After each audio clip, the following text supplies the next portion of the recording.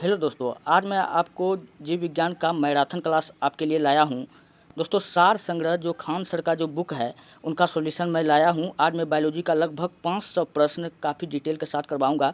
आप लोग अंत तक वीडियो को जरूर देखिए। वह विज्ञान जिसका संबंध जीवधारियों के अध्ययन से होता है उसको हम लोग क्या कहते हैं दोस्तों? उसको हम लोग कहते हैं जीव विज्ञान। क्या कहते हैं? जीव विज्ञान कहते हैं। जीव विज्ञान का पिता पूछेगा किसको कहते हैं, तो अरस्तु को कहते हैं। किसको कहते हैं? अरस्तु को कहते हैं। चलिए नेक्स्ट, वह विज्ञान जिसमें पेड़ पौधा का अध्ययन किया जाता है, तो पेड़ पौधा का अध्ययन किया जाता है उसको हम लोग क्या कहते हैं? वनस्पति विज्ञान कहते हैं। और वनस्पति विज्ञान के पिता पूछेगा कौन है, तो थियोफ्रेस्टस। कौन है? थियोफ्रेस्टस। नेक्स्ट, जीव विज्ञान शब्द का प्रयोग सर्वप्रथम किसने किया था? तो जीव विज्ञान शब्द का जो प्रयोग था सर्वप्रथम लेमार्क तथा ट्रेवरेनिस ने किया था।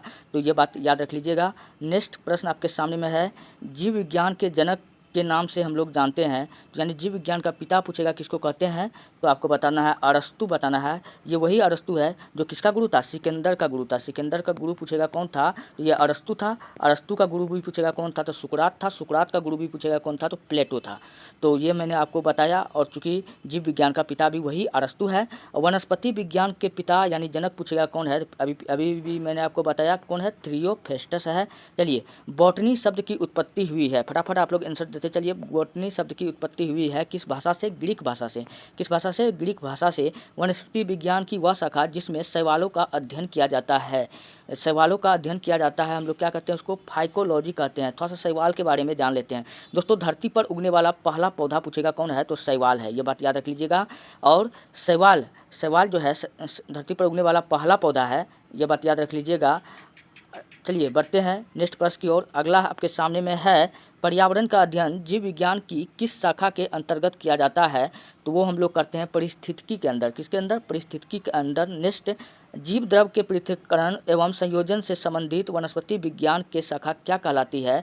वह कहलाती है टिश्यू कल्चर। टिश्यू कल्चर कहलाती है। फूलों के संवर्धन विज्ञान को हम लोग क्या कहते हैं, यानी फूलों का अध्ययन पूछेगा। फूलों का अध्ययन को हम लोग किस नाम जानते हैं, तो फ्लोरिकल्चर। चलिए बढ़ते हैं नेक्स्ट। अगला प्रश्न आपके सामने में है, पुष्पों का अध्ययन क्या कहलाता है? एंथोलॉजी। पुष्पों का अध्ययन क्या कहलाता है? एंथोलॉजी। वनस्पति संवर्धन से संबंधित विज्ञान की शाखा को क्या कहते हैं? हॉर्टिकल्चर। यानी हॉर्टिकल्चर हम लोग वनस्पति कहने का मतलब हो गया फल फूल और सब्जी। फल फूल और सब्जी उत्पादन को हम लोग किस नाम से जानते हैं? हॉर्टिकल्चर के नाम से जानते हैं। चलिए, सिल्वीकल्चर वनस्पति विज्ञान की वह शाखा है जिसमें वर्णन होता है वन के विकास का। किसका विकास, किसका वर्णन होता है? वन के विकास का। चलिए, बीजों का अध्ययन पूछेगा क्या कहलाता है? स्पर्मोलॉजी। क्या कहलाता है? स्पर्मोलॉजी कहलाता है। घासों का अध्ययन पूछेगा। घासों का अध्ययन किया जाता है किसमें? एग्रोस्टोलॉजी। घासों का अध्ययन क्या कहलाता है? एग्रोस्टोलॉजी कहलाता है घासों का अध्ययन। चलिए, और आगे जब हम बढ़ते हैं, अगला है अनुवांशिकता एवं विभिन्नता के बारे में जानकारी देने वाला वनस्पति विज्ञान की शाखा को हम लोग क्या कहते हैं? अनुवांशिकी कहते हैं। विज्ञान की शाखा को हम लोग क्या कहते हैं? वर्गीकी। विज्ञान की शाखा को हम लोग कहते हैं अनुवांशिकी कहते हैं। पौधे को नाम देने वाला विज्ञान कहलाता है वर्गीकी। फलों का अध्ययन क्या कहलाता है? तो पोमोलॉजी। क्या कहलाता है? पोमोलॉजी। चलिए, परागकणों का अध्ययन पूछेगा क्या कहलाता है? तो पेलिनोलॉजी। संसार में पौधे के वितरण का अध्ययन क्या कहलाता है? फाइटोजियोग्राफी। मस्तिष्क का अध्ययन पूछेगा क्या कहलाता है? न्यूरोलॉजी। मिट्टी का अध्ययन पूछेगा क्या कहलाता है? तो पाइडोलॉजी। वृक्ष एवं झाड़ियों का अध्ययन पूछेगा क्या कहलाता है? तो डेंड्रोलॉजी। खून का अध्ययन पूछेगा क्या कहलाता है? तो हीमेटोलॉजी। हड्डी का अध्ययन पूछेगा क्या कहलाता है? तो ऑस्टियोलॉजी। चलिए, इतना सब बात आप एक्स्ट्रा मैं जितना भी बात बता रहा हूँ आप लोग उनको याद करते चलिएगा। चलिए, साग सब्जी उत्पन्न करने वाले पौधे का अध्ययन क्या कहलाता है? तो ओलोरीकल्चर। क्या कहलाता है? ओलोरीकल्चर कहलाता है। चलिए बढ़ते हैं नेक्स्ट। अगला प्रश्न आपके सामने में है, डेंड्रोलॉजी किससे संबंधित है? मैंने आपको अभी भी बताया कि डेंड्रोलॉजी किससे संबंधित है? वृक्ष एवं झाड़ियों के अध्ययन को हम लोग वृक्ष एवं झाड़ियों के अध्ययन को हम लोग क्या कहते हैं? डेंड्रोलॉजी कहते हैं। तो नेक्स्ट है, वार्षिकी वलय का अध्ययन क्या कहलाता है? डेंड्रोक्रोनोलॉजी। सजावटी वृक्ष झाड़ियों के संवर्धन से संबंधित अध्ययन क्या कहलाता है? आर्बोरिकल्चर। क्या कहलाता है? आर्बोरिकल्चर। पौधे के आंतरिक संरचना का अध्ययन क्या कहलाता है? शारीरिकी कहलाता है। क्या कहलाता है? शारीरिकी कहलाता है। कवक का अध्ययन किया जाता है माइक्रोलॉजी में किया जाता है। किसमें किया जाता है? माइक्रोलॉजी में। बाह्य ग्रह तथा अंतरिक्ष में जीवन का अध्ययन किया जाता है एक्सोवाइलॉजी में जीवाश्म वनस्पति विज्ञान में अध्ययन किया जाता है किसको? जीवाश्मों का। जीवाश्मों का अध्ययन क्या कहलाता है? जीवाश्म वनस्पति विज्ञान में अध्ययन किसका किया जाता है? जीवाश्मों का किया जाता है। चलिए, हिस्टोरिया प्लांटोरियम पुस्तक पूछ रहा है, किसका है? तो ये है थियोफ्रेस्टस का है। थियोफ्रेस्टस को हम लोग किस नाम से जानते हैं? वनस्पति विज्ञान का पिता हम लोग थियोफ्रेस्टस को कहते हैं। इन्होंने इस बुक में 500 पौधे के बारे में बताया था, जबकि एनिमिलिया प्लांटेरियम पूछेगा कि यह बुक किसका है? तो यह बुक है अरस्तु का है। इसमें भी उन्होंने 500 पौधे के बारे में बताया था, इसलिए अरस्तु को जीव विज्ञान का पिता कहते हैं। चलिए बढ़ते हैं नेक्स्ट प्रश्न की ओर। अगला है सिस्टेमा नेचर नामक प्रसिद्ध पुस्तक के लेखक कौन है? तो लिनियस जी हैं। लिनियस मतलब कैरोलस लिनियस जी है। जिन पौधे पर बीज बनते हैं परंतु पुष्प नहीं लगते वो कहलाते हैं, क्या कहलाते हैं? अनावृत बीजी पौधे कहलाते हैं। चलिए, द्विनाम पद्धति के प्रतिपादक हैं। द्विनाम पद्धति का जनक कौन है? तो कैरोलस लिनियस है। द्विनाम पद्धति के अनुसार जीवधारी का नाम लैटिन भाषा के कौन कौन दो शब्द से मिलकर बना है? तो वो दो शब्द जो है दोस्तों कौन है? वंश और जाति से मिलकर बना है। किस वर्गीकी का पिता कहा जाता है? किसे वर्गीकी का पिता कहा जाता है? तो कैरोलस लिनियस को कहा जाता है। इन्होंने संपूर्ण जीव जगत को 2 भाग में बांटा था। चलिए अगला हम लोग जानते हैं, पुष्पी पादपों को रखा गया है फिनरोगैम्स में। क्वेश्चन पूछा जाएगा, पुष्पी पादपों को हम लोग किस नाम से जानते हैं? फिनरोगैम्स के नाम से जानते हैं, जबकि अपुष्पी पादपों को हम लोग किस नाम से जानते हैं? क्रिप्टोगैम्स के नाम से जानते हैं। वर्गीकरण का आधारीय इकाई पूछेगा, क्या है? तो स्पेसीय है। हाइड्रोफाइट्स होते हैं दोस्तों। जब भी कभी आपको हाइड्रो शब्द और फाइट शब्द सुनाई दे तो फाइट शब्द, तो आप जान लीजिएगा कि यहाँ पर जल का बात हो रहा है। किसका बात हो रहा है? जल का बात हो रहा है। तो हाइड्रोफाइट्स होते हैं, ये क्या होते हैं? ये जलीय पौधे होता है। क्या होता है? जलीय पौधा होता है। अधिकांश जीवाणु विविध पोषी होते हैं, किंतु कुछ होते हैं कुछ स्वपोषी भी होते हैं। जीवाणु का खोज सर्वप्रथम पूछेगा किसने किया था? तो एंटी वान ल्यूवेनहोक ने किया था। कब किया था? 1674 ईस्वी में एंटी वान ल्यूवेनहोक ने पहली बार जीवाणु का खोज किया था। उन्होंने खाना खाया, खाना खाने के बाद में अपने दांतों में दांत को जब उन्होंने खुरचा तो खुरचने के बाद में कुछ उजला उजला जो नहीं निकलता है, तो उसी को उन्होंने क्या नाम दे दिया? बैक्टीरिया। क्या नाम दे दिया? बैक्टीरिया। जीवित कोशिका का खोज पूछेगा किसने किया था? तो इसी ने किया था। चलिए, जीवाणुओं की साधारण आकृति होती है क्षर रूपी। कैसा आकृति होता है भैया? क्षर रूपी आकृति होती है। जो जीवाणु आकार में मोटे होते हैं वो कहलाते हैं गोलाणु। क्या कहलाते हैं? गोलाणु कहलाते हैं। एक गोल जीवाणु कहलाता है। एक गोल जीवाणु को हम लोग कोकस कहते हैं। क्या कहते हैं? कोकस कहते हैं। एक सर्पिल जीवाणु पूछेगा क्या कहलाता है? तो स्पाइरिलम कहलाता है। क्या कहलाता है? स्पाइरिलम कहलाता है। नेक्स्ट हम लोग बढ़ते हैं। तो अगला आपके सामने में है कि जीवाणुओं में किसका अभाव होता है? दोस्तों, जीवाणुओं में जो है माइटोकॉन्ड्रिया का अभाव होता है। और माइटोकॉन्ड्रिया को हम लोग कहते हैं कोशिका का श्वसन स्थल या कोशिका का पावर हाउस, हम लोग इसी को कहते हैं। ये चलिए बढ़ते हैं नेक्स्ट प्रश्न। अगला आपके सामने में है कि कौन सा जीवाणु मानव की आंत में पाया जाता है? तो एशेरिशिया कोलाई। तपेदिक टीबी उत्पन्न करने वाला जीवाणु का नाम पूछेगा कौन है? तो माइक्रोबैक्टीरियम जीवाणु होता है। अच्छा, टीबी के रोग में पूछेगा किसका टीका लगाया जाता है? तो BCG का टीका लगाया जाता है। किसका लगाया जाता है? BCG का टीका लगाया जाता है। ये बात याद रख लीजिएगा। किसके द्वारा भोजन का विषाक्तता उत्पन्न होती है? क्लोस्ट्रीडियम बोटुलिनम के द्वारा होता है। चलिए अगला प्रश्न आपके सामने में है, अधिकांशतया एंटीबायोटिक्स प्राप्त होते हैं किसके द्वारा? जीवाणुओं द्वारा यह प्राप्त होते हैं।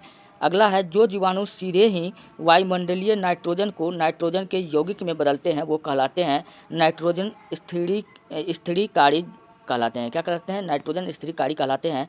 नाइट्रोजन स्थिरीकरण में हेमोग्लोबिन का कार्य है ऑक्सीकरण का अवशोषण करना। क्या है? ऑक्सीकरण का अवशोषण करना। मृदा में धान की पैदावार बढ़ाने वाला मुक्तजीवी जीवाणु है एनाबीना। कौन है? एनाबीना है। बैक्टीरिया से जो रोग फैलता है, कौन रोग फैलता है? तपेदिक। इसी को हम लोग कहते हैं यक्षमा। क्या कहते हैं? यक्षमा के भी नाम से हम लोग जानते हैं। चलिए अगला प्रश्न आपके सामने में है, जीवाणु के कारण कौन सा रोग होता है?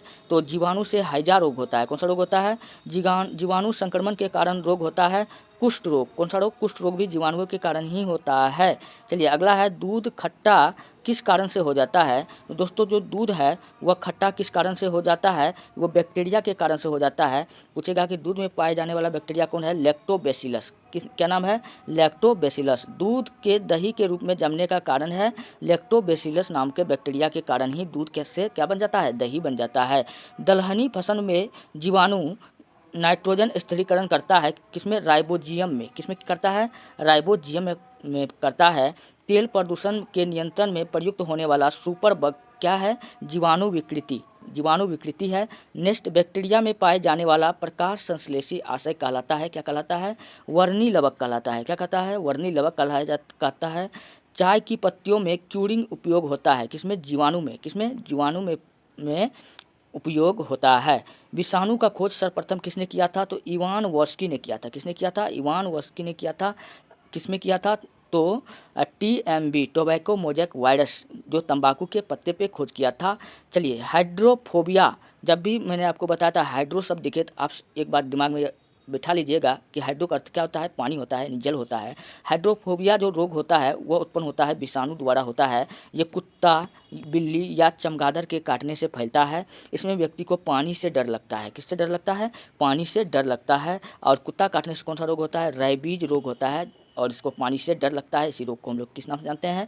हाइड्रोफोबिया के नाम से जानते हैं। चलिए अगला है इबोला क्या है? दोस्तों इबोला एक विषाणु है। एक कवक एवं उच्च पादप की कड़ी के बीच उपयोगी कार्यात्मक संबंध को दर्शाता है। कौन दर्शाता है? माइकोराइजा। कौन दर्शाता है? माइकोराइजा दर्शाता है। कुत्ते के काटने से कौन सा घात रोग होता है? अभी भी मैंने आपको बताया था कुत्ते के काटने से रेबीज रोग होता है। कौन सा रोग होता है? रेबीज रोग होता है। जो रेबीज रोग का जो लक्षण होता है उसको जल से डर लगता है, जिसको हम लोग हाइड्रोफोबिया कहते हैं। तो हाइड्रोफोबिया क्या हो जाएगा? राइट आंसर हो जाएगा। चलिए, विषाणु वृद्धि करता है। विषाणु दोस्तों जीवित कोशिका में वृद्धि करता है, मृत कोशिका में नहीं करता है। याद रख लीजिएगा कि जीवित कोशिका में जो है जीवाणु जीवित कोशिका में विषाणु क्या करता है? वृद्धि करता है। किस कारण विषाणु निर्जीव माने जाते हैं? क्रिस्टलाइज होने के कारण जो विषाणु है वह निर्जीव माने जाते हैं। एंजाइम अनुपस्थित होते हैं किसमें? विषाणुओं में। TMV शब्द संबंधित है विषाणुओं से। TMV का मतलब हो गया टोबैको मोजैक वायरस। चलिए, चेचक के लिए टीके की खोज किसने किया था? एडवर्ड जेनर ने। चेचक का टीका का खोज पूछेगा किसने किया था? तो एडवर्ड जेनर। एड्स का फुल फॉर्म होता है। एड्स का कारण है, एड्स का कारण क्या है? वायरस के कारण दोस्तों एड्स फैलता है। एड्स का अगर फुल फॉर्म पूछे तो एक्वायर्ड इम्यूनोडिफिशियंस, ये बात याद रख लीजिएगा। अच्छा, एड्स जो है किससे संबंधित है? HIV से संबंधित है। HIV को हम लोग कहते हैं ह्यूमन इम्यूनो वायरस, हम लोग के नाम से जानते हैं। HIV से संबंधित है। चलिए अगला है विषाणु में पाया जाता है। विषाणु में क्या पाया जाता है? न्यूक्लिक एसिड और प्रोटीन पाया जाता है। सार्स क्या है? सार्स जो है, सार्स का पहले फुल फॉर्म जानिए। इसको हम लोग कहते हैं सीवियर एक्यूट रेस्पिरेटरी सिंड्रोम। इसका फुल फॉर्म होता है। यह श्वसन संबंधित रोग है। किससे संबंधित रोग है? यह श्वसन संबंधी रोग है। चलिए अगला आपके सामने में प्रश्न है, किसके संक्रमण के कारण खसरा होता है? खसरा रोग जो होता है वो विषाणु के संक्रमण के कारण होता है। जंतु में फुट एंड माउथ रोग होता है, किसके कारण होता है? यह विषाणु के कारण होता है। शैवालों की कोशिका भित्ति पूछेगा किसका बना होता है? सेल्यूलोज का बना होता है। किसका बना होता है? सेल्यूलोज का बना होता है। अगला प्रश्न आपके सामने में है, हाइड्रा की स्रावी कोशिकाओं में सहजीवी शैवाल मिलता है किसमें? क्लोरेला में। किसमें मिलता है? क्लोरेला में मिलता है। और अगला प्रश्न आपको बताना है, किस शैवाल में से आयोडीन प्राप्त किया जाता है? दोस्तों लिमिनेरिया नामक के शैवाल से क्या प्राप्त किया जाता है? आयोडीन प्राप्त किया जाता है। जबकि एक और शैवाल है अल्वा। कौन शैवाल है? अल्वा। अल्वा को हम लोग कहते हैं समुद्री सलाद। क्या कहते हैं? समुद्री सलाद, क्योंकि इस शैवाल में vitamin A, C, D, E पाया जाता है, इसलिए इसको हम लोग समुद्री सलाद कहते हैं। अगला आपके सामने में है कि किस शैवाल की, ये तो बता दिए हैं, समुद्री शैवाल से प्राप्त होता है। क्या प्राप्त होता है? केल्प प्राप्त होता है। कौन सा शैवाल चावल की फसल के लिए जैव उर्वरक का कार्य करता है? तो नील हरित शैवाल। सारगासो समुद्र का नाम किसके कारण पड़ा? ये शैवालों के कारण पड़ा। अंतरिक्ष कार्यक्रम में ऑक्सीजन की आपूर्ति को नियंत्रित करने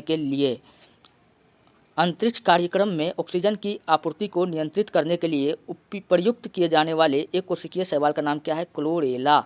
अंतरिक्ष यात्री अपने हौज के केबिन में पूछेगा कौन सा शैवाल का उपयोग करता है? क्लोरेला नामक शैवाल का उपयोग करता है। चलिए, लाल सागर का रंग लाल किसकी उपस्थिति के कारण दिखता है? तो लाल शैवाल के कारण दिखता है। पूछेगा इस लाल शैवाल का नाम क्या है? ट्राइकोडेस्मियम एरिथ्रियम शैवाल। चलिए, केल्प प्राप्त होता है, ये समुद्री शैवाल से प्राप्त होता है। दोस्तों अगर क्या है दोस्तों, अगर एक शैवाल है, अगर प्राप्त होता है, ये जो है ये किससे प्राप्त होगा? ये शैवाल से प्राप्त होगा। ये शैवाल है तो शैवाल से प्राप्त होगा। शैवाल क्या है? धरती पर उगने वाला पहला पौधा है, और समुद्र में उगने वाले घास को हम लोग क्या कहते हैं? शैवाल कहते हैं। ये कई कलर के भी पाए जाते हैं। वनस्पति जगत के गैर हरित विषम पोषित पौधे होते हैं, उसको हम लोग क्या कहते हैं? फंजाई कहते हैं। क्या कहते हैं? फंजाई कहते हैं। कवकों की कोशिका भित्ति बनी होती है काइटिन की, काइटिन व सेल्यूलोज से। नेक्स्ट आपके सामने में है, किस रूप में कवकों द्वारा रिजर्व भोज्य पदार्थ संचित होते हैं? ग्लाइकोजन के रूप में। किसमें? ग्लाइकोजन के रूप में। सदैव सभी कवक होते हैं विविध पोषी। क्या होते हैं? विविध पोषी होते हैं। वृक्षों की छालों पर उगने वाले कवक कहलाते हैं कोर्टिकोलस। क्या कहलाते हैं? कोर्टिकोलस कहलाते हैं। गोबर पर उगने वाले कवक को क्या कहते हैं? कोप्रोफिलस कहते हैं। किसमें क्लोरोफिल नहीं होता है? क्लोरोफिल दोस्तों कवक में नहीं होता है, लेकिन शैवाल में होता है, क्योंकि शैवाल प्रकाश संश्लेषण की क्रिया करता है। क्लोरोफिल में पूछेगा कौन सा तत्व पाया जाता है? तो मैग्नीशियम पाया जाता है। डबल रोटी के निर्माण में काम आने वाला कवक कौन है? Saccharomyces cerevisiae.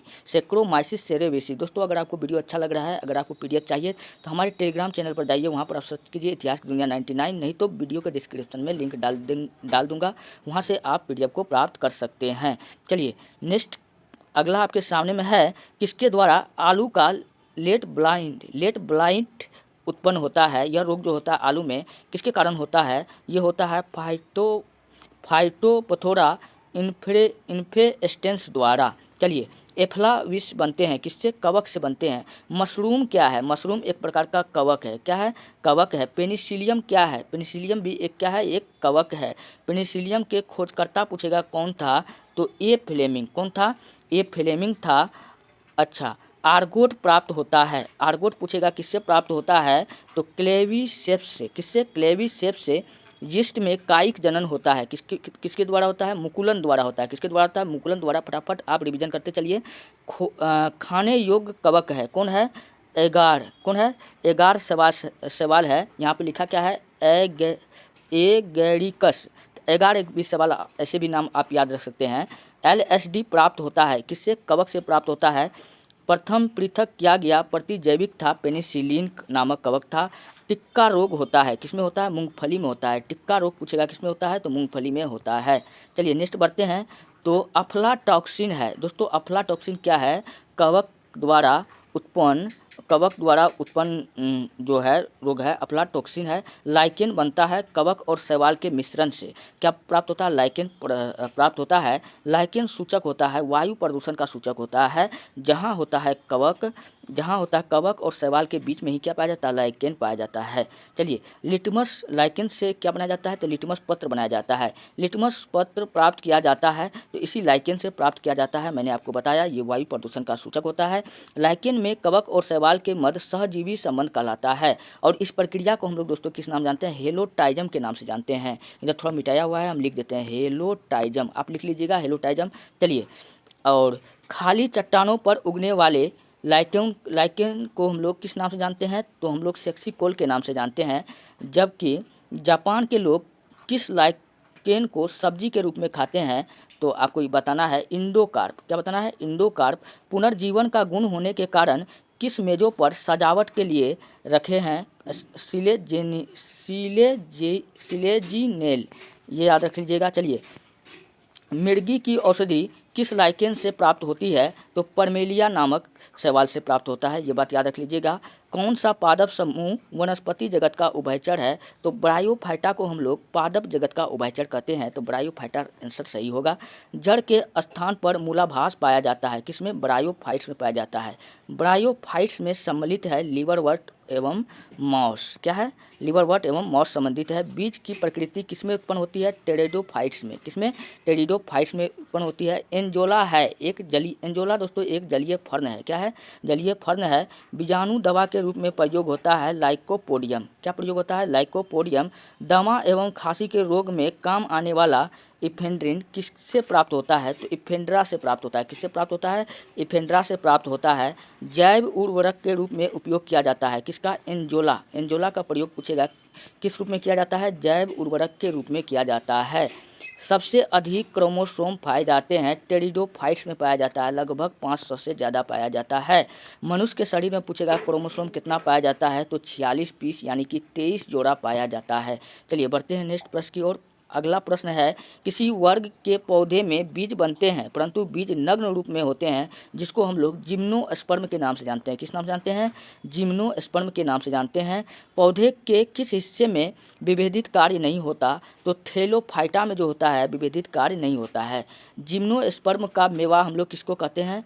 चिलगोजा को। किसको कहते हैं? चिलगोजा को। और साइकस, अच्छा, जीवित जीवाश्म होता है। जीवित जीवाश्म पूछेगा हम लोग किसको कहते हैं? साइकस को कहते हैं। ये बात याद रख लीजिएगा। कोरेलाइड जड़ें पाई जाती है किसमें? साइकस में। किसमें? साइकस में। सबसे बड़ा बीजांड होता है किसमें? साइकस में होता है। और संसार के सबसे लंबे पौधे संबंधित है किसमें? जिम्नोस्पर्म से। चलिए बढ़ते हैं। चिलगोजा प्राप्त होता है। चिलगोजा किससे प्राप्त होता है?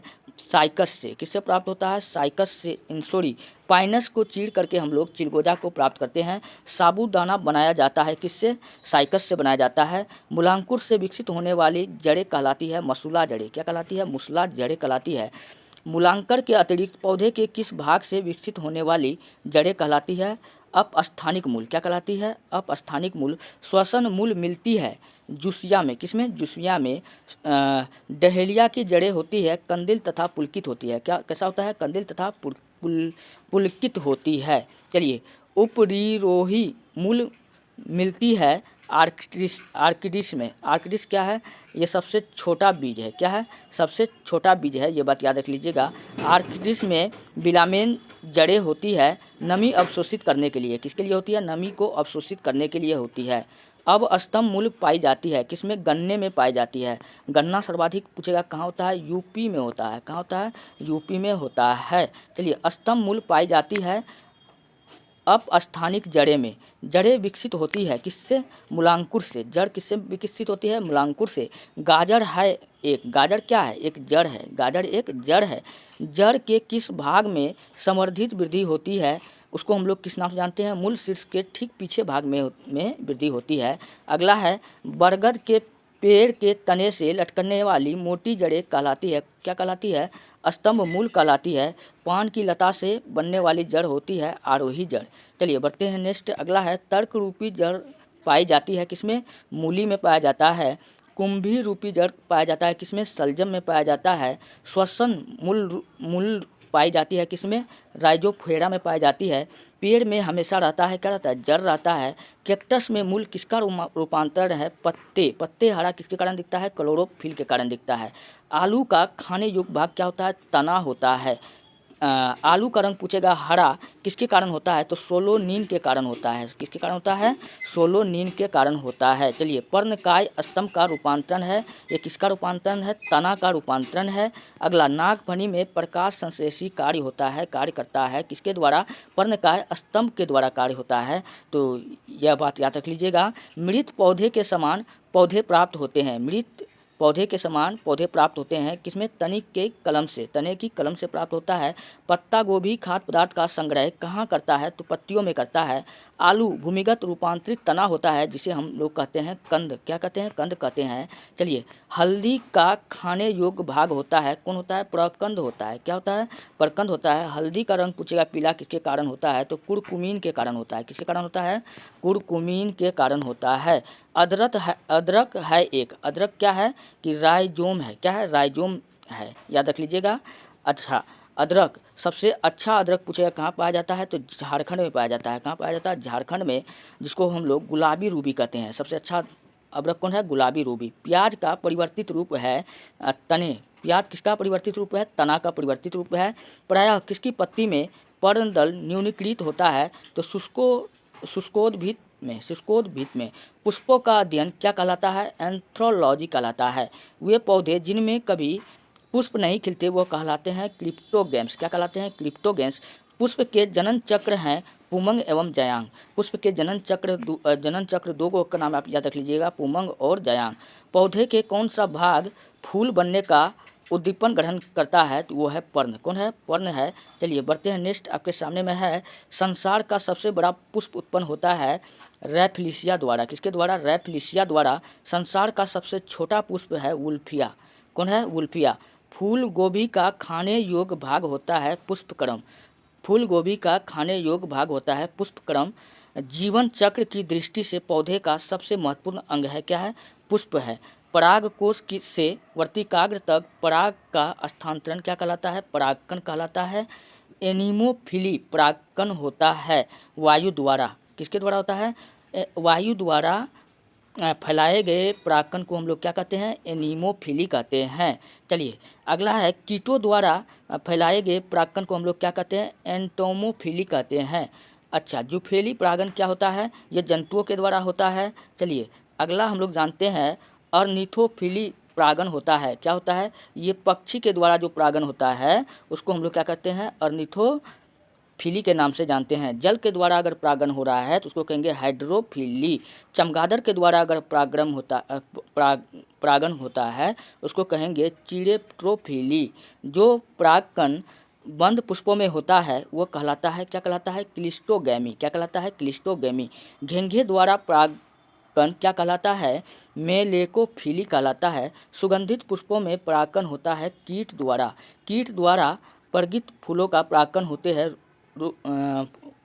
कीट द्वारा परागित फूलों का रूपागकण होते हैं। किसके रूपागकण होते हैं? कौन? रुक्ष और चिपचिपे रूप से होते हैं। चलिए वर्तिकाग्र सदैव खुरदरा एवं चिपचिपा होते हैं। वो किसके कारण होते हैं? कीट परागित पुष्पों में। किसमें होते हैं? कीट परागित पुष्पों में होता है। पूर्ण पुष्प में पाया जाता है सभी चारों चक्र। सभी चारों चक्र किसमें पाया जाता है? पूर्ण पुष्प में पाया जाता है।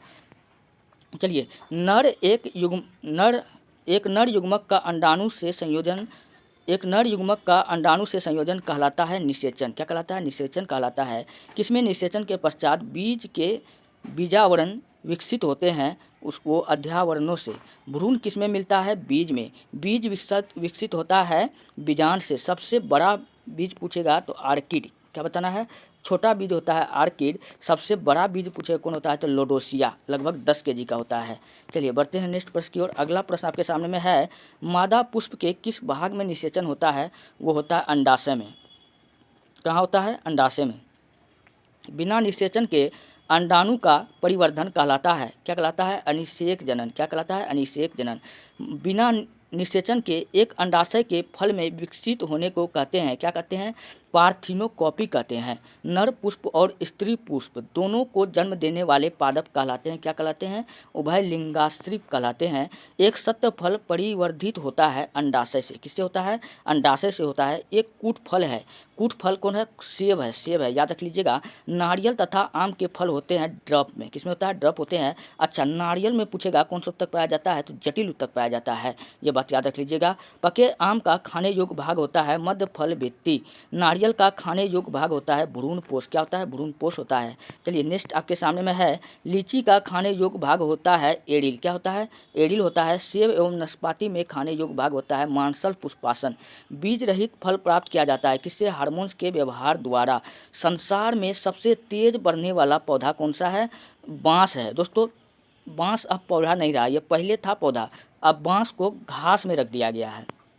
पूछेगा कि सबसे लंबा घास कौन है? तो आपको बताना है बांस, क्योंकि 2015 में वित्त मंत्री अरुण जेटली ने बांस को पौधा के कुल से हटा करके घास के श्रेणी में रख दिया गया है। तो सबसे लंबा घास पूछेगा तो क्या बताना है? बांस बताना है। चलिए अगला है विश्व का सबसे लंबा पौधा है यूकोलिप्टस। कौन है? यूकोलिप्टस को हम लोग कहते हैं बाढ़ का आतंक कहते हैं। आर्किड के बीज होते हैं हल्के तथा शुष्क होते हैं। अनानास किस प्रकार का फल है? तो ये साइकोनस फल है। किस पौधे का फल भूमि के नीचे पाया जाता है? तो मूंगफली के। किस पौधे में बीज होता है लेकिन फल नहीं होता है? वो साइकस में होता है। साइकस को हम लोग जीवित जीवाश्म भी कहते हैं। भूमपोरिक अंकुरन पाया जाता है किसमें? अरंडी में। किसमें पाया जाता है? अरंडी में। नेक्स्ट अगला है कीटहारी पादप है घटपर्णी। कीटहारी पादप को हम लोग क्या कहते हैं? घटपर्णी कहते हैं। कुरुंजी पुष्प के 12 वर्ष में एक बार खिलने का कारण है फ्लोरिजिन स्राव। फ्लोरिजिन का काम है फूल खिलाना। क्या काम होता है? ये फूल खिलाने वाला एक हार्मोन है। 5 जगत वर्गीकरण किसने दिया था? संपूर्ण जीव जगत को 5 भाग में किसने बांटा था? क्वेश्चन यही कह रहा है, R.H. विटेकर साहब ने बांटा था। आलू किस कुल से संबंधित है? सोलोनेसी कुल से संबंधित है। आलू का रंग हरा सोलोनिन के कारण दिखाई पड़ता है। कपास किस कुल से संबंधित है? तो मालवेसी से संबंधित है। कपास को हम लोग कहते हैं उजला सोना। चलिए बढ़ते हैं नेक्स्ट। अगला प्रश्न है, बैगन किस कुल का पौधा है? दोस्तों बैगन जो है सोलोनेसी कुल का पौधा है। कपास के पौधे का वंशीय नाम क्या है? गैसोपियम। क्या है? गैसोपियम। आम का वनस्पतिक नाम क्या है? Mangifera indica. अनाज वाले पौधे किस कुल से संबंधित है? ग्रेमिनी कुल से संबंधित है। चलिए जैसे गेहूं हो गया, ये सब किस कुल से है? ग्रेमिनी कुल से है। दलहनी पौधे संबंधित होता है लेग्यूमिनेसी से। किससे? लेग्यूमिनेसी से। गेहूं के पौधे का वास्तविक नाम है टिट्रिकम एस्टिवम। क्या नाम है? टिट्रिकम एस्टिवम। चलिए सबसे बड़ा कुल है कंपोजिटी। चलिए नेक्स्ट है, सब चाय के पौधे का वनस्पतिक नाम है थियोसाइनेंसिस। मूंगफली का वनस्पतिक नाम है एरोकिस हाइपोजिया। तेल बीज वाली फसल संबंधित है क्रूसीफेरी से। किससे? क्रूसीफेरी से। मटर पौधा है साग से। मटर पौधा का संबंध किससे है? साग से। सबसे लंबा जीवित वृक्ष है, पूछे कौन है? सिकोया। इसकी लंबाई कितना है? 220 मीटर। कहाँ पाया जाता है? USA में है। चलिए, उच्च रक्तदाब को रोकने हेतु औषधि प्राप्त होती है किसको? राउवुल्फिया जाति से। किसको? राउवुल्फिया जाति से। कैंसर उत्पन्न होता है क्रोकस के वर्तिका तथा वर्तिकाग्र से। भोजपत्र उत्पन्न होता है बेटुला की छाल से। किससे? भोज खाने वाला जो पत्ता जो होता है वही है भोजपत्र। किससे उत्पन्न होता है? बेटुला की छाल से। नेक्स्ट है, अगला है एंट्रोपा बेलाडोना के किस भाग से बेलाडोना औषधि प्राप्त की जाती है? वो किया जाता है पत्तियों से। अब पत्ती हरा दिखती है क्लोरोफिल के कारण। एफ्रेडा पौधे का कौन सा भाग एफ्रेडिन औषधि उत्पन्न करता है? वो भाग कौन है? तना है। चलिए, बांस को किसमें वर्गीकृत किया जाता है? तो घास है। मैंने आपको बताया कि बांस को अब जो है पौधा के कुल से हटा करके बांस के श्रेणी में रख दिया गया है 2015 से। चलिए, गाजर का रंग किसके मौजूदगी के कारण पीला होता है? तो कैरोटीन के कारण। किसके कारण होता है? कैरोटीन के कारण। दूध का भी रंग पूछेगा पीला किसके कारण होता है? तो कैरोटीन के कारण। दूध का रंग पूछेगा उजला किसके कारण होता है? तो काइसिन के कारण। किसके कारण होता है? काइसिन के कारण होता है। टमाटर का रंग पूछेगा लाल किसके कारण होता है? तो लाइकोपीन के कारण होता है। आलू का रंग पूछेगा हरा किसके कारण होता है? तो सोलोनिन के कारण होता है। चलिए, पपीते में पीले रंग का कारण है केरिका जेंथिन है। मिर्च की तीक्ष्णता का कारण है कैप्सिइन उपस्थिति। और मिर्च का सबसे खतरनाक प्रजाति पूछेगा तो बताना ज्वाला। काफ़ी मिर्च जो है ये जानदार मिर्च है। चलिए, अगला है, लौंग होता है। दोस्तों लौंग क्या होता है? लौंग जो है शुष्क पुष्प कलिका है। कॉफ़ी प्राप्त की जाती है बीजों से।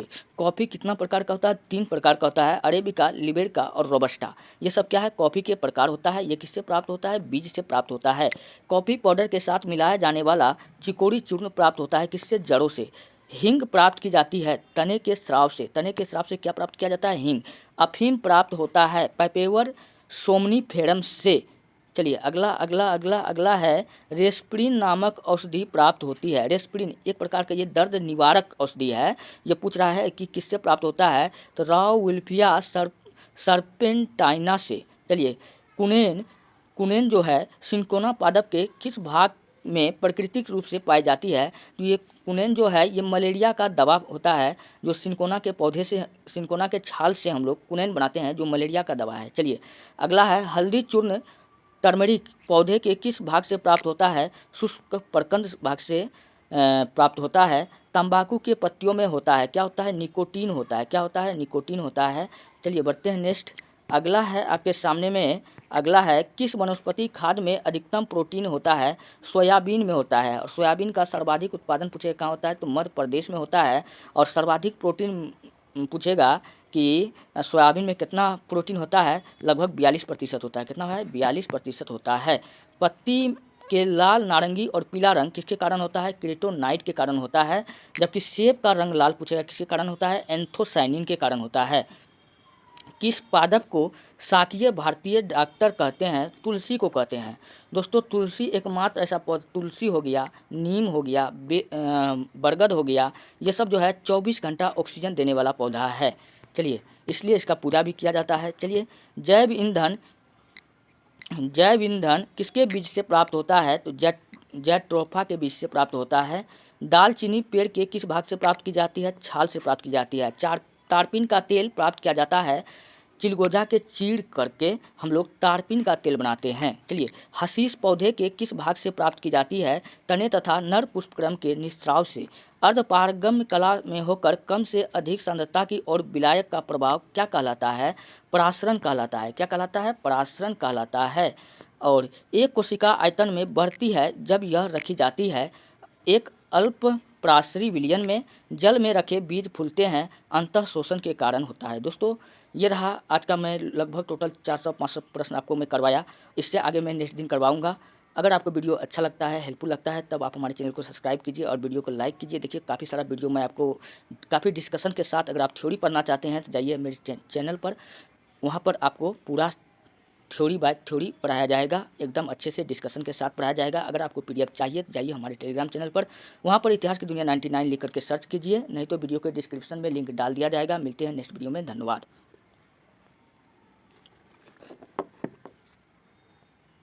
आपने देखा होगा कि गोबर के ऊपर जो आपको छत्ता जैसा दिखाई देता है, छत्ता जैसा दिखाई देता है वो वाइट कलर का, वही क्या है? मशरूम है। कई जगह इस मशरूम को खाया भी जाता है।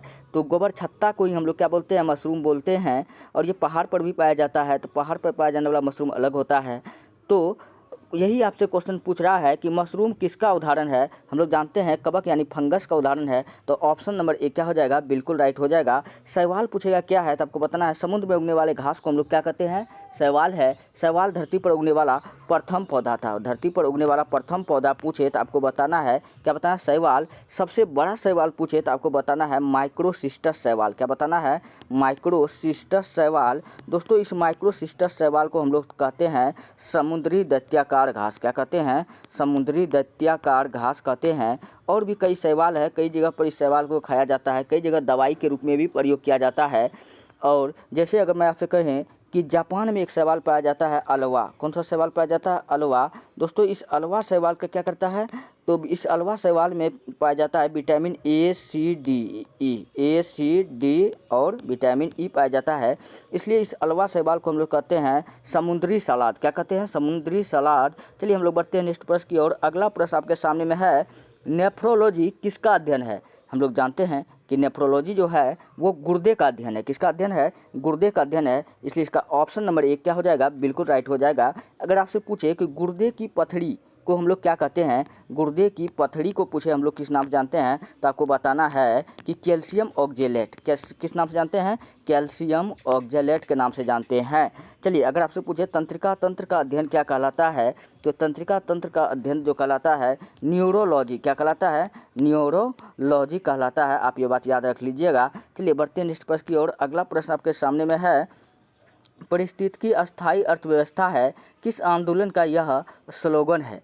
पारिस्थितिकी अस्थायी अर्थव्यवस्था जो है पूछ रहा है कि यह किस आंदोलन का स्लोगन है, लोगो है। तो आपको बताना है कि ये जो है दोस्तों प्रकृति से संबंधित है। तो आपको याद रखना है कि चिपको आंदोलन, क्योंकि यही है जो प्रकृति से संबंधित है। पेड़ की कटाई को रोकने के लिए इस आंदोलन को किया गया था। और पूछेगा कि इसका जनक कौन है, तो आपको बताना सुंदर लाल बहुगुणा। कौन है? सुंदर लाल बहुगुणा। अगर ये ऑप्शन में ना आए तो आपको लगाना है चंडी प्रसाद भट्ट। क्या लगाना है? चंडी प्रसाद भट्ट। और आपको चिपको आंदोलन पूछेगा कहाँ से शुरू हुआ था, उत्तराखंड के टेहरी गढ़वाल जिले से शुरू हुआ था और पहाड़ी क्षेत्र में। ये भी बात आप याद रख लीजिएगा। चलिए असहयोग आंदोलन पूछेगा कि थोड़ा सा असहयोग आंदोलन के बारे में जान लेते हैं। ये कब शुरू हुआ था? 1 अगस्त 1920 को शुरू हुआ था। और असहयोग आंदोलन जिस दिन शुरू हुआ था पूछेगा किस नेता का मृत्यु हुआ था, तो बाल गंगाधर तिलक का मृत्यु हुआ था। किसका हुआ था? बाल गंगाधर तिलक का मृत्यु हुआ था। ये बात याद रख लीजिएगा। चलिए दोस्तों अगर आपको पीडीएफ चाहिए, अगर आपको वीडियो अच्छा लग रहा है तो अगर आपको पीडीएफ चाहिए जाइए हमारे टेलीग्राम चैनल पर, वहाँ पर आप इतिहास की दुनिया 99 लिख करके सर्च मारिए, आपको पीडीएफ मिल जाएगा। और नहीं तो वीडियो के डिस्क्रिप्शन में मैं लिंक डाल दूंगा। चलिए बढ़ते हैं नेक्स्ट प्रश्न की ओर। अगला प्रश्न आपके सामने में है, विश्व ओजोन संरक्षण दिवस कब मनाया जाता है? हम लोग जानते हैं कि ओजोन जो है दोस्तों, पहले हम लोग जान लेते हैं ओजोन एक है लेयर होता है। जो ओजोन क्या होता है? एक लेयर होता है। और ओजोन के बारे में थोड़ा सा हम जानते हैं, ओजोन एक गैस भी होता है जिसको हम लोग O3 कहते हैं। क्या कहते हैं? O3 कहते हैं।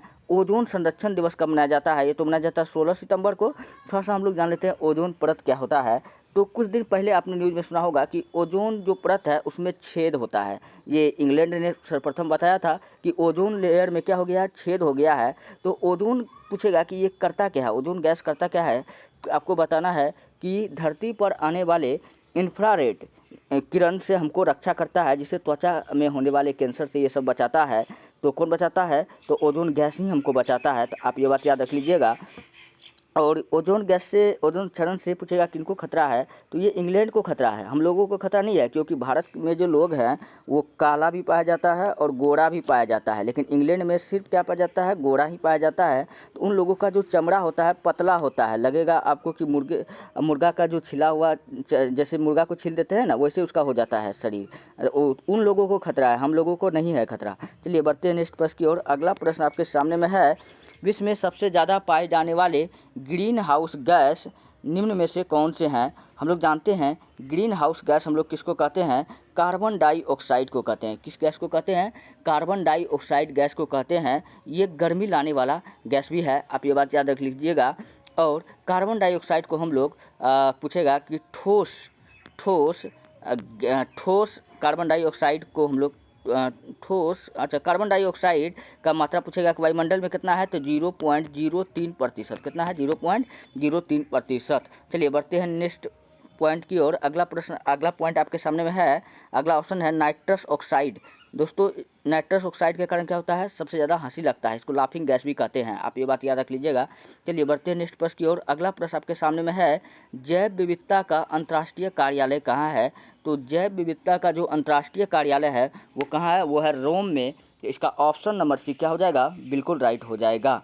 रोम किसकी राजधानी है? तो आपको बताना है कि इटली की राजधानी है। किसकी राजधानी है? इटली की राजधानी कहाँ है भैया? रोम है। चलिए अगला प्रश्न आपके सामने में है, निम्न में से कौन सी जड़ रूट नहीं है? यानी कि जड़ को इंग्लिश में क्या कहते हैं? रूट। तो पूछ रहा है कि इनमें से कौन सा जो है जड़ नहीं है?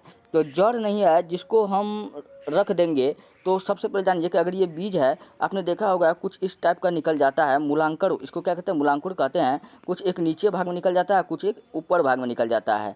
जो नीचे भाग में निकल आता है उसको कहते हैं जड़, जो ऊपर भाग में निकल जाता है उसको कहते हैं नोड, इंटरनोड इसको इंग्लिश में कहते हैं। तो उसको हम लोग कहते हैं तना। क्या कहते हैं? तना। तो यही हमको पहचानना है। जो जड़ होता है हमेशा प्रकाश संश्लेषण के विपरीत दिशा में होता है। कहाँ होता है? प्रकाश संश्लेषण के विपरीत दिशा में, यानी धरती के अंदर होता है। तो ये बात याद रख लीजिएगा। और इसको पहचानने का नियम, तो पहचानने के नियम काफ़ी सरल है भैया। कैसे पहचान सकते हैं? अगर आप कोई चीज़ को रख दिए हैं, अगर उसमें क्या हो गया कि मूलांकुर हो गया, अगर इसमें क्या हो गया, बीज को रखे हैं, इसमें अगर गाछ निकल आएगा तो वो क्या होगा? वो जड़ होगा। और जिसमें नहीं आएगा वो क्या होगा? रखे रखे खराब हो जाएगा। तो वो क्या होगा कि जड़ नहीं है, तो वो क्या है? तना है। जैसे अदरक को अगर रख दीजिएगा तो रखल ही खराब हो जाएगा, लेकिन इसमें क्या होगा कि नोड नहीं आएगा। तो अदरक क्या है? तो रूट नहीं है। तो ये इसका ऑप्शन नंबर सी क्या हो जाएगा? बिल्कुल राइट हो जाएगा। और गाजर को रखिएगा, ये भी खराब हो जाएगा, लेकिन इसमें निकलेगा नहीं। लेकिन चुकंदर, हाँ इसमें क्या निकलेगा? चुकंदर को अगर रख देंगे तो इसमें क्या हो जाएगा? अंकुरित हो जाएगा। तो ये भी बात याद रख लीजिएगा। चलिए बढ़ते हैं नेक्स्ट प्रश्न की ओर। अगला प्रश्न आपके सामने है, किसकी कमी के कारण बच्चों में रिकेट्स होता है? बच्चों में रिकेट्स नाम का रोग जो होता है, पूछ रहा है कि किस विटामिन के कमी के कारण होता है? तो हम लोग जानते हैं विटामिन डी के कमी के कारण बच्चों में कौन सा रोग होता है? रिकेट्स रोग होता है। इसको दोस्तों हम लोग सूखा रोग के नाम से जानते हैं। किस रोग के नाम से जानते हैं? सूखा रोग के नाम से जानते हैं। और रिकेट्स को हम लोग कौन सा विटामिन के कमी से होता है? तो विटामिन डी के कमी से होता है। विटामिन ए के कमी से कौन सा रोग होता है? तो रतौंधी रोग होता है, जिसको जीरोप्लेथेमिया या नाइट ब्लाइंडनेस के नाम से जाना जाता है। और विटामिन सी की कमी से कौन सा रोग होता है? तो स्कर्विक। कौन सा रोग होता है? स्कर्विक। चलिए बढ़ते हैं नेक्स्ट प्रश्न की ओर। अगला प्रश्न आपके सामने में है, मानव पित्त पाइल जो एक पीले हरे रंग का तरल है, इसकी प्रवृत्ति है। तो दोस्तों मानव में जो पित्त होता है वो कहाँ से निकलता है? पहली बात तो आप जान लीजिए कि यह पित्त जो निकलता है, पित्त निकलता है पित्ताशय से। कहाँ से निकलता है? पित्ताशय से निकलता है। या पित्ताशय कहाँ होता है? तो यकृत में होता है। कहाँ होता है? यकृत में होता है। यकृत को ही हम लोग क्या कहते हैं? लीवर या जिगर कहते हैं। तो ये पूछ रहा है कि इसका प्रकृति कैसा होता है? जो पित्त होता है तो पित्त का प्रकृति दोस्तों अम्लीय होता है। क्या होता है? अम्लीय होता है, यानी कि इसका पीएच मान जो होगा 2.5 से 3 के आसपास में होता है। तो यही आपसे पूछ रहा था, तो इसलिए इसका ऑप्शन नंबर ए क्या हो जाएगा? बिल्कुल राइट हो जाएगा। चलिए बढ़ते हैं नेक्स्ट प्रश्न की ओर। अगला प्रश्न आपके सामने में है, किस शासक ने गुलाम हेतु विभाग स्थापित किया था? मतलब गुलामों को रहने के लिए विभाग किस शासक ने स्थापित किया था? हम लोग जानते हैं कि फिरोज शाह तुगलक, FST किसने स्थापित किया था? फिरोज शाह तुगलक ने स्थापित किया था। इसको सल्तनत काल का अकबर भी कहते हैं। क्या कहते हैं? सल्तनत काल का अकबर भी कहते हैं। आप ये बात याद रख लीजिएगा। और कश्मीर का अकबर पूछेगा, किसको कहते हैं? जलालुद्दीन अकबर को, जलालुद्दीन मोहम्मद को। आप ये भी बात याद रख लीजिएगा। और फिरोज शाह तुगलक जो था, इसके दरबार में सर्वाधिक दास रहता था। हाथ पैर दबाने के लिए लगभग 1,80,000, कितना रहता था? 1,80,000 गुलाम रहता था। दास बोले तो गुलाम 1,80,000 रहता था फिरोज शाह के दरबार में। सोचिए क्या होता कि अगर 1,80,000 इसका पैर न दबा करके कभी गला दबा देता कोई, तो क्या होता? और फिरोज शाह तुगलक, तो इसके बारे में मैंने आपको बता दिया। और भी इसके बारे में थोड़ा सा जान लीजिए कि सर्वाधिक बाग बगीचा बनाने वाला सुल्तान था। सर्वाधिक बाग बगीचा बनाने वाला सुल्तान पूछे तो आपको क्या बताना है? फिरोज शाह तुगलक। और ये किसका भाई था? तो ये भाई था MBT, मोहम्मद बिन तुगलक का भाई था। मोहम्मद बिन तुगलक के शासनकाल में कौन भारत आया था? तो अफ्रीका के मोरक्को के निवासी भारत आया था। इसका किताब का नाम क्या था? आप लोग फटाफट कमेंट में बताइए। इसका किताब का नाम था रेहला। क्या नाम था? रेहला नाम था। फटाफट आप लोग कमेंट में बताइए। मैं देख रहा हूँ कि आप लोग का ध्यान कहाँ है। मोहम्मद गजनबी ने भारत का पूछेगा कि सबसे फेमस हमला किस मंदिर पर किया था? तो आपको बताना है गुजरात के सोमनाथ मंदिर पर। किस मंदिर पर किया था? गुजरात के सोमनाथ मंदिर पर। गजनबी ने टोटल 17 बार भारत पर आक्रमण किया था। और मोहम्मद गजनबी को भारत में बुत सिकन के नाम से जाना जाता है। किस नाम से जाना जाता है? बुत सिकन का अर्थ होता है मूर्ति भंजक या मूर्तियों को तोड़ने वाला। राजिया सुल्तान जो थी दास वंश की पहली महिला सुल्तान थी। आप ये बात याद रख लीजिएगा, गुलाम वंश की पहली महिला सुल्तान तो राजिया सुल्तान, जो किसकी बेटी थी? इल्तुतमिश की बेटी थी। चलिए हम लोग बढ़ते हैं नेक्स्ट प्रश्न की ओर। अगला प्रश्न आपके सामने में है, दमदमा पुरा स्थल किस प्रदेश में स्थित है? दोस्तों दमदमा पूछ रहा है तो आपको बताना उत्तर प्रदेश में। क्या बताना है? सिर्फ अगर दमदम पूछता तो दमदम कहाँ पर है? तो पश्चिम बंगाल में। कहाँ है? पश्चिम बंगाल में है। दमदम हवाई अड्डा कहाँ पे है? पश्चिम बंगाल में है। आप ये बात याद रख लीजिएगा। और इसका ऑप्शन नंबर सी फिलहाल क्वेश्चन के अनुसार क्या राइट था? तो ऑप्शन नंबर सी राइट था। चलिए बढ़ते हैं नेक्स्ट प्रश्न की ओर। भारत में सिंचाई की सबसे लंबी नहर का क्या नाम है? बच्चा जानता है कि भारत में सिंचाई की सबसे लंबी नहर का नाम कौन है? इंदिरा गांधी टनल है। इसलिए ऑप्शन नंबर सी क्या हो जाएगा? बिल्कुल राइट हो जाएगा। इसको कहा जाता है राजस्थान की जीवन रेखा। इस नहर को क्या कहा जाता है? राजस्थान की जीवन रेखा, यानी राजस्थान का लाइफ लाइन। क्या कहा जाता है? राजस्थान का लाइफ लाइन कहा जाता है। या इसको मरुगंगा के नाम से जाना जाता है। किस नाम से जाना जाता है? मरुगंगा के नाम से जाना जाता है। मरु मतलब ये मरुस्थलीय भाग में है, इसलिए हम लोग क्या कहते हैं? मरुगंगा कहते हैं। पूछेगा कि इस नहर का उद्घाटन किसने किया था? तो भारत के उपराष्ट्रपति जिसके याद में हम लोग क्या मनाते हैं? भारत के उपराष्ट्रपति वो सर्वपल्ली राधाकृष्णन। कौन था वो? इस समय सर्वपल्ली राधाकृष्णन ने किया था। आप ये बात याद रख लीजिएगा। इसी की याद में हम लोग क्या मनाते हैं? टीचर्स डे मनाते हैं। कब मनाते हैं? 5 सितंबर को बनाते हैं। और ये दर्शन शास्त्र के महान विद्वान थे। चलिए जानते हैं, बढ़ते नेक्स्ट प्रश्न की ओर। अगला प्रश्न आपके सामने में है, निम्न में कौन सा एक छोटे सिंगल साइट नेटवर्क को संदर्भित करता है? तो लैन जो है ये छोटे सिंगल साइट नेटवर्क को संदर्भित करता है। तो इसलिए ऑप्शन नंबर ए क्या हो जाएगा? बिल्कुल राइट हो जाएगा। नेक्स्ट प्रश्न आपके सामने में है, द्वंद्व न्याय शब्द किसका संकेत करता है? तो ये दोस्तों सैद्धांतिक संघर्ष करता है। तो इसलिए इसका ऑप्शन नंबर ए क्या हो जाएगा? बिल्कुल राइट हो जाएगा। और चलिए बढ़ते नेक्स्ट प्रश्न की ओर। अगला प्रश्न आपके सामने में है, सबसे पहले कौन सा हड़प्पा कालीन स्थल को खोजा गया था? हम लोग जानते हैं कि हड़प्पा सभ्यता को हम लोग सिंधु घाटी सभ्यता के नाम से भी जानते हैं। किस सभ्यता कहते हैं? सिंधु घाटी सभ्यता, या इसको एक नगरीय सभ्यता, या इसको लेखन प्रारंभ की सभ्यता, या इसको सरस्वती नगरीय सभ्यता के नाम से जाना जाता है।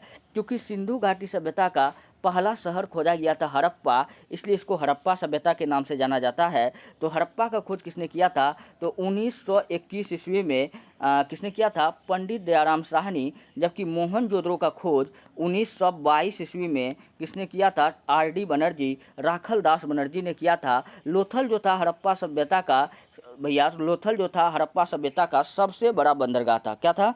सबसे बड़ा बंदरगाह था। सुतका गिंडोर क्या था कि हाँ, सिंधु घाटी सभ्यता का जो पश्चिमी बिंदु था, क्या था? सॉरी, उम्पवा दद पशु, हाँ पशु यानी पश्चिमी बिंदु था, वो कौन था? सुतका गिंडोर था। सॉरी, सही बात बोल रहे। चलिए ऑप्शन नंबर डी क्या हो जाएगा? बिल्कुल राइट हो जाएगा। चलिए बढ़ते नेक्स्ट प्रश्न की ओर। अगला प्रश्न आपके सामने में है, बांग्लादेश की मुक्ति के समय पाकिस्तान के शासक कौन था? तो बांग्लादेश का जो युद्ध हुआ था कब हुआ था? 1971 में हुआ था। इस समय जो था पूछ रहा है, क्या पूछ रहा है? पाकिस्तान के प्रधान शासक कौन था? तो याहा खान। कौन था? याहा खान। ऑप्शन नंबर बी क्या हो जाएगा? बिल्कुल राइट हो जाएगा, ऑप्शन नंबर बी। चलिए बढ़ते हैं नेक्स्ट प्रश्न की ओर। अगला प्रश्न आपके सामने में है कि गौतम बुद्ध के संबंध में सही कथन सही है। तो गौतम बुद्ध के संबंध में कह रहा है कि निम्नलिखित में कौन सा कथन सही है?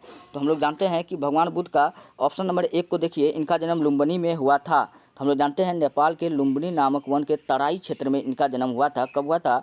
563 BC में हुआ था। कब हुआ था? 563 BC में हुआ था। तो ये भी कथन सही है ना। तो दूसरा कह रहा है कि उनकी मृत्यु कुशीनगर में हुई थी। हाँ, इनकी मृत्यु कुशीनगर में कब हुई थी? 483 BC में हुआ था। ये भी बात सही है। उन्हें ज्ञान की प्राप्ति राजस्थान में हुई थी, ये राजगृह में हुआ था, ये बात गलत है। इनको ज्ञान की प्राप्ति कहाँ हुआ था? बोध गया में। कहाँ हुआ था? बोध गया, जो बिहार में है। चलिए ऑप्शन नंबर डी है, उन्हें ज्ञान की प्राप्ति बोध गया में हुई थी। हाँ, ये बात भी सही है। तो यही क्वेश्चन क्या कर रहा था? गौतम बुद्ध के संबंध में सभी कथन सही है, सिवाय कौन सा? सिवाय ऑप्शन सी का है कि ये गलत है। इनको ज्ञान की प्राप्ति कहाँ हुआ था? बोध गया में। यहाँ दिया है राजगिरी, तो इसका ऑप्शन नंबर सी क्या हो जाएगा? बिल्कुल राइट हो जाएगा, सिवाय क्योंकि यही एक गलत है। चलिए बढ़ते हैं नेक्स्ट प्रश्न की ओर। अगला प्रश्न आपके सामने में है, भारतीय संविधान के किस भाग में संघीय न्यायपालिका का उल्लेख है? तो भारतीय संविधान के भाग जो 5 है उसमें क्या है? संघीय न्यायपालिका का उल्लेख है। इसका ऑप्शन नंबर डी क्या हो जाएगा? बिल्कुल राइट हो जाएगा। चलिए बढ़ते नेक्स्ट प्रश्न की ओर। अगला प्रश्न आपके सामने में है, वैदिक लोगों द्वारा किस धातु का प्रयोग सबसे पहले किया गया था? तो हम लोग जानते हैं कि जो वैदिक काल का जो लोग था, इसके द्वारा सर्वप्रथम कौन सा धातु का प्रयोग किया गया था? तो तांबा का प्रयोग किया गया था। किसका किया गया था? तांबा का किया गया था। ऑप्शन नंबर डी क्या हो जाएगा? बिल्कुल राइट हो जाएगा। अच्छा, तांबा का खोज पूछेगा कि किस काल में हुआ था? तो तांबा का खोज हुआ था ताम्रपाषाण काल में। किस काल में हुआ था? ताम्रपाषाण काल में हुआ था। और ताम्रपाषाण काल को दोस्तों हम लोग कहते हैं चालकोथलिक एज। क्या कहते हैं? चालकोथलिक एज। ताम्रपाषाण को हम लोग किस नाम से जानते हैं? चालकोथलिक एज के नाम से जानते हैं। आप ये बात याद रख लीजिएगा। और इस काल में लोगों का क्या हुआ था? मुख्य व्यवसाय क्या था? कृषि एवं पशुपालन। क्या था? कृषि एवं पशुपालन था। ये बात याद रख लीजिएगा। और सिंधु घाटी सभ्यता चूँकि इसके बाद शुरू हुआ था, तो सिंधु घाटी सभ्यता के लोगों का लोहा का ज्ञान नहीं था। लेकिन इसके बाद जो हुआ था, सिंधु घाटी सभ्यता के बाद में हमको पता है कि भारत में आर्यों का आक्रमण हुआ था। आर्य के पास में क्या था? लोहा का अस्त्र था। इसी कारण आर्य क्या हुए? विजयी हुए। चलिए बढ़ते हैं नेक्स्ट प्रश्न की ओर। अगला प्रश्न आपके सामने में है, पारिस्थितिकी तंत्र शब्दावली किसने प्रस्तुत किया था? तो पारिस्थितिकी तंत्र शब्दावली जो प्रस्तुत किया था वो कौन किया था? तो एजी टेंसले। किसने किया था? तो एजी टेंसले ने प्रस्तुत किया था। तो इसका ऑप्शन नंबर सी क्या हो जाएगा? बिल्कुल राइट हो जाएगा।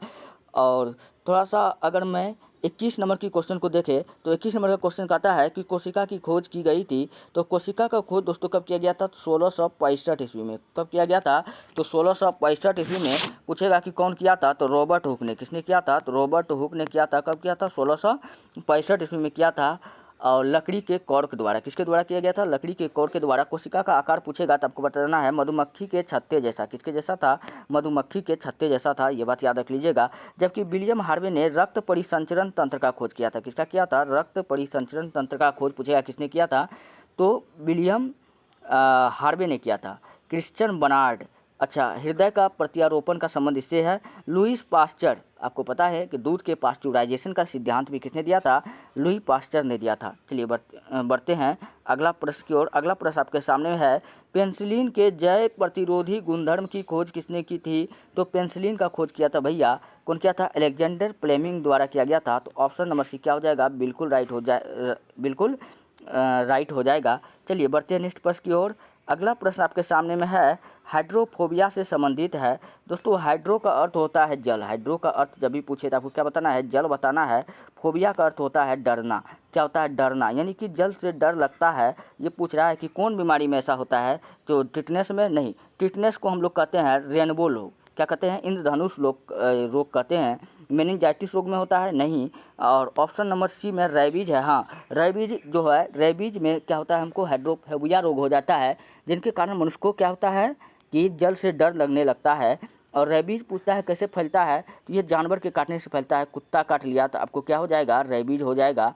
और चमगादड़ काट लिया तो भी क्या हो जाएगा? रेबीज हो जाएगा। बिल्ली काट लिया तो भी आपको क्या हो जाएगा? रेबीज हो जाएगा। तो इतना बात आप याद रख लीजिएगा। चलिए बढ़ते हैं नेक्स्ट प्रश्न की ओर। अगला प्रश्न आपके सामने है, निम्नलिखित में कौन सा जहर है?